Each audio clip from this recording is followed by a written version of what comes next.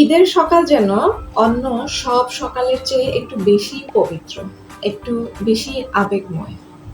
ভোরের আলো যখন ধীরে ধীরে চারপাশে ছড়িয়ে পড়ছিল, তখনই শুরু হলো আমাদের কোরবানির দিনের গল্প। এক ঝলকেই দেখিয়ে দিলাম আজকের দিনের কিছু ছোট ছোট প্রস্তুতি। বারান্দার এক কোণে সেমাইয়ের জন্য নারকেল ভাঙার আয়োজন। যদিও সেমাই রান্নার পুরো গল্পটা আর এখানে দেখাতে পারি নাই, কারণ আজকের দিনটা যেন ছুটে চলছিল নিজের গতিতে। এরপর চলে এলাম ঘরের দিকে। ডাইনিং টেবিলটা একটু গুছিয়ে নিলাম, বেশ পরিপাটি করে একটা সুন্দর রানার বিছিয়ে দিলাম। ছোট্ট একটা ফুলদানি, পানির বোতল আর সেমাইয়ের বাটি সাজিয়ে রাখলাম।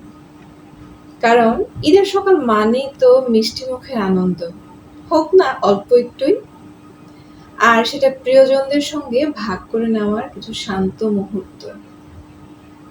মিষ্টি মুখের পর ঈদের নামাজ।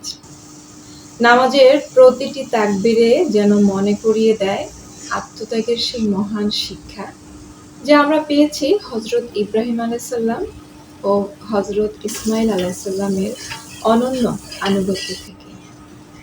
কোরবানি শুধু পশু জবাইয়ের নাম নয়, এটি নিজের অহংকার, লোভ আর স্বার্থপরতাকে আল্লাহর সন্তুষ্টির জন্য বিসর্জন দেওয়ার শিক্ষা। নামাজ শেষে কোরবানির প্রস্তুতি চলতে থাকলো। দুপুরের মাংস রান্না হতে সময় লাগবে ভেবে আগে থেকেই অল্প করে ভাত আর একটু ট্যাংরা মাছ ভুনা করে নিলাম। গ্রামের বাড়িতে এমন দৃশ্য খুব পরিচিত। কোরবানির আগে হালকা খাবার, তারপর অপেক্ষা নতুন মাংসের সুগন্ধে ভরা দুপুর বা বিকেলের জন্য। রান্নাঘরে তখন আরেক প্রস্তুতি।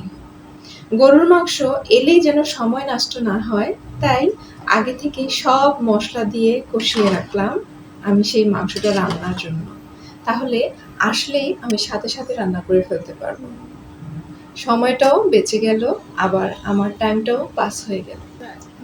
এই ছোট্ট ছোট্ট প্রস্তুতির মধ্যেই লুকিয়ে থাকে ঈদের ব্যস্ততা আর আনন্দ।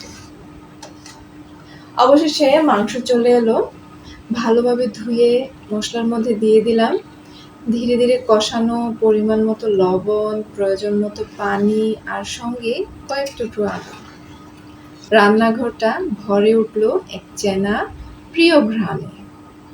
শেষে একটু জিরের গুঁড়ো দিয়ে ছিটিয়ে নামিয়ে নিলাম।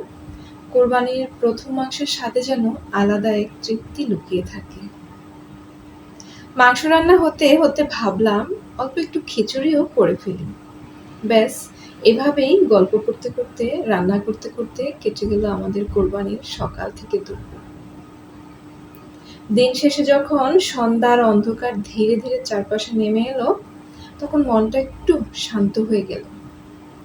ঘরের ভেতর নরম আলো ছড়িয়ে দিতে জ্বালিয়ে দিলাম একটা মোমবাতি।